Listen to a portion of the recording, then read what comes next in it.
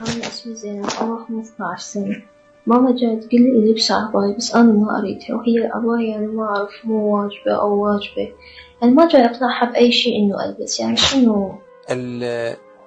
الإسلام والالتزام مو باللي تحبيه وما تحبيه. بعض الأشياء أنا ما أحبها بس لازم أسويها. أنا ما أحب أصلي بس لازم أصلي. أنا ما أحب أصوم بس لازم أصوم. وأنا ما أحب أطول لحيتي بس ما يجوز لي أحلق. أنا ما أحب أدرس بس لازم أدرس. الحياة ليست كما نريدها دائما. وأنتي ما تحبين الحجاب وما تحبين العباية، وقد تكون العباية هي وظيفتك الشرعية.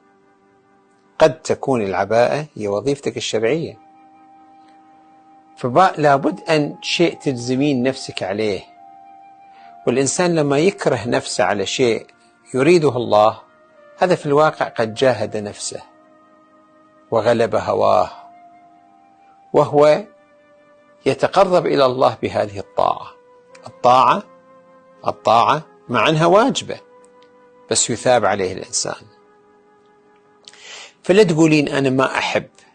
مو كل اللي ما تحبيه هو غلط، ومو كل اللي تحبيه هو صح. قد تحبين شيء هو غلط. فيا بنتي غير المقاييس، راح تشوفين الدنيا تختلف. شلون أغير المقاييس يا سيد؟ الجواب: حاولي أن تكون مقاييسك مقاييس الله، مقاييس رسول الله. والآن اللي يريد الله أسوي، واللي ما يريد الله ما أسوي. شوف ايش قد الدنيا ترتاحين وتحسين في شيء اسمه راحة بال وراحة ضمير.